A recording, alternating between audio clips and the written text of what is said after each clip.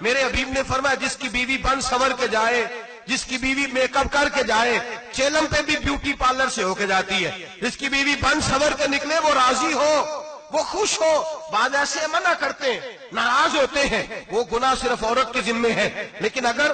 عورت بن سنور کے نکل رہی ہے اور خامد راضی ہے، وہ کہتا ہے ہاں ہاں ہم ماڈرن ہیں، ہم جدید دور کے ہیں، ہاں جدت اسی کا نام ہے، ہاں پھر لوگوں کو پتا کیسے چلے گا ہمارے پاس پیسے ہیں، کیسے پتا چلے گا کہ 3 گاڑیاں ایک ابا جی کے پاس ہے، ایک بیٹی کے پاس ہے، ایک بیوی کے پاس ہے، کیسے پتا چلے گا کہ ہم بہت تعلقات والے ہیں، ابا جی فلاں شادی پہ، بیٹی فلاں گھر میں اور بیوی فلاں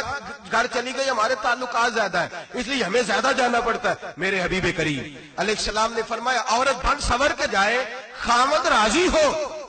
وہ جتنے قدم اٹھائے گی اتنے ہی اپنے خامد کے لیے جہنم میں مکان تعمیر کرے گی۔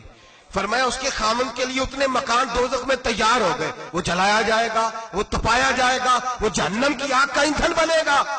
اور میں نے شاید آپ کو درجنوں بار حدیث سنائی ہو، میرے کریم رسول نے فرمایا بیوی ایک ہوگی پر 4 آدمیوں کو جہنم میں لے کے جائے گی۔ یا رسول اللہ کس کو؟ فرمایا باپ نے پردے کا نہیں کہا تو باپ بھی دوزخ میں جائے گا، اگر بھائی نے پردے کا نہیں کہا تو وہ بھی دوزخ میں جائے گا، شوہر نے پردہ نہیں کرایا تو وہ بھی جہنم میں جائے گا، وہ بیٹا جو کہتا تھا نا 1.25 لاکھ کا موبائل لینا ہے تو اماں نے گھر کے اندر شور ڈال دیا، مجبور کیا خامن کو، لے کر کے دیا،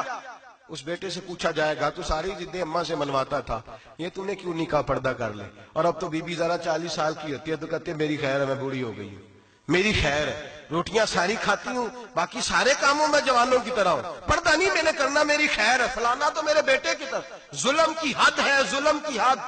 کزن ایک دوسرے سے ہاتھ ملاتے، کزن،